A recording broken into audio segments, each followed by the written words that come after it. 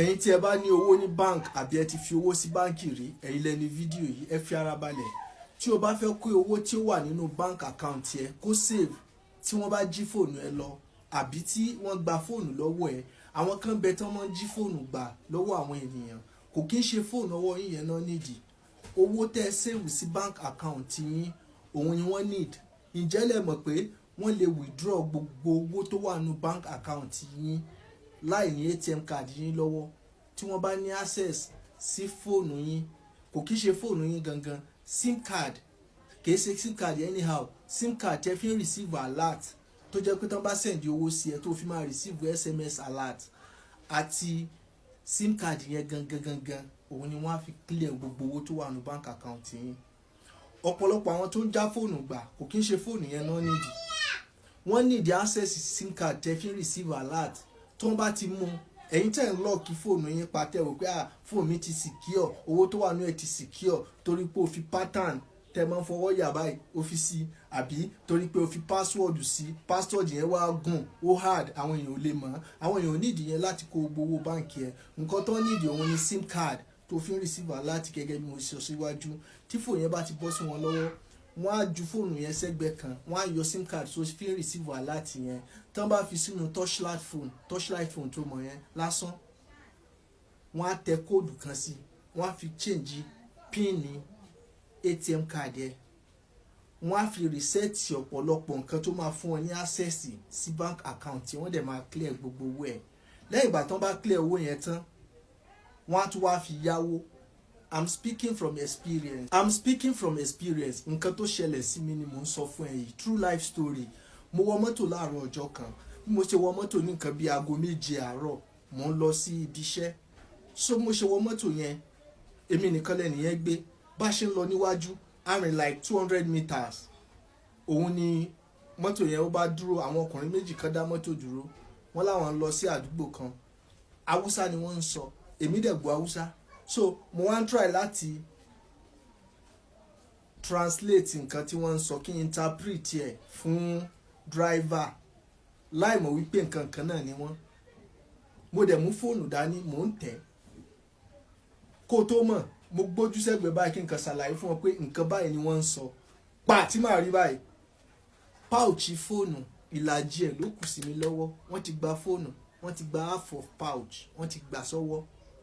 Kí n sílẹ̀kùn kí n yọrí jáde nínú ọkọ̀ báyìí, bọ́n ṣe fa àdá yọ láti inú ṣòkòtò wọn nìyẹn, àdá tó ń kọ mọ̀nàmọ̀nà. Wọ́n ní yọrí jáde. Àwọn ọkọ̀ dẹ̀ ń kọjá lẹ́gbẹ̀ẹ́, àwọn méjì.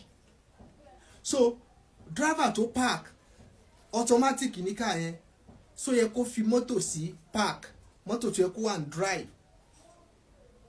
Bí wọ́n ṣe gba fóònù yẹn tán, yọ àdá, tí wọ́n retí kí n jáde tí mi ò jáde, mò ń fún driver yẹn lẹ́bò.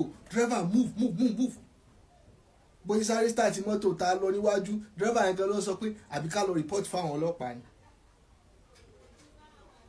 Ìgbà tá dọ́dọ̀ àwọn ọlọ́pàá, wọ́n ní ká padà lọ sí station.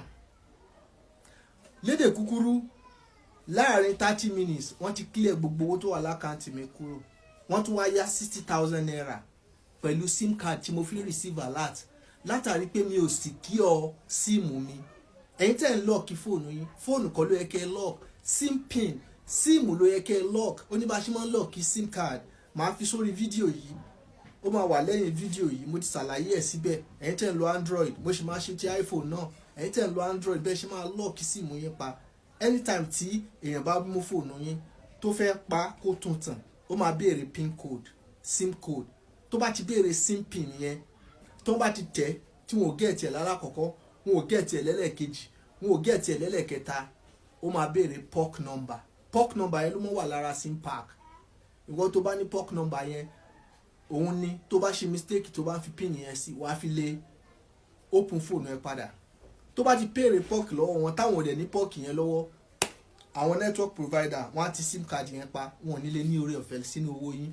So ẹ bá mi wo fídíò dókun kẹ́ ẹ share rẹ̀, máa fi fídíò yẹn sí parí fídíò yìí, kẹ́ ẹ wò bẹ́ẹ̀ ṣe lè set ẹ̀ tẹ́ fi máa change. Ìwọ tó bá dẹ̀ ní POC number yìí, ó ní ìdí ẹ̀, call customer care àbí kó wá ra sim pack yẹn. Tẹ́ ẹ bá ra sim card àbẹ́ ṣe welcome back, ẹ má máa sọ páàkì yẹn nù.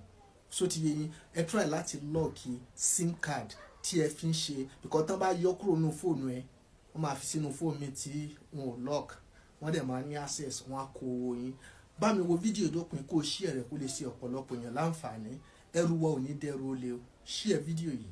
Fún àwọn tó ń lo Android phone ẹ lọ sórí fóònù yẹn wá settings ẹ wọ sókè tẹ́ bá ti rí settings òun nìyẹn ẹ tẹ̀ tẹ́ bá ti tẹ̀ ẹ wọ sókè ẹ máa rí ibi tán kọ password and security sí òun nìyẹn òun ní ẹ tẹ̀ tẹ́ bá ti tẹ̀ ẹ wọ sókè lẹ́ẹ̀kan sí ẹ wo ibi tán kọ advanced options sí bá mi click lórí ẹ ẹ wo ibi tán kọ sim lock sí yẹn click lórí sim lock ẹ tẹ̀ tẹ́ bá ti tẹ̀ bẹ́ẹ̀ yẹn ẹ wá wọ any line tẹ́ bá fẹ́ lò ẹ tap ẹ wọ MTN Etisalat lèmi fẹ́ lò máa change password mi pin mi tó wà nísàlẹ̀ ẹ máa change ẹ wò tẹ́ bá ti tẹ lock yẹn ó máa béèrè pin lọ́wọ́ yín ẹ tẹ òdo mẹ́rin ló sábà máa ń gbé wá ẹ tẹ̀ but ẹ máa wá change sim pin nísàlẹ̀ ẹ tẹ old one òdo mẹ́rin yẹn ni kẹ́ tẹ̀ tó sábà máa ń bá síìmù wá Etisalat tó mẹ́rin ló bá wá tẹ́ bá ti tẹ̀ ó máa béèrè new ẹ wàá lo pin tẹ́ bá fẹ́ lò tó bá wá látọkàn yín èmi kàn fi 1 2 3 4 sí example anyone tó bá wá látọkàn yín ẹ tẹ̀ ẹ wàá tún the same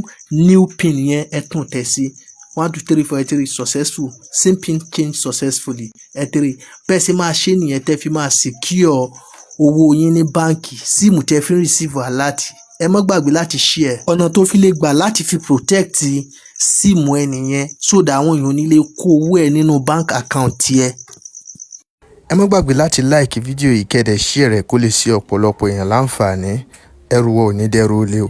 Sí àmì kó share fídíò yìí.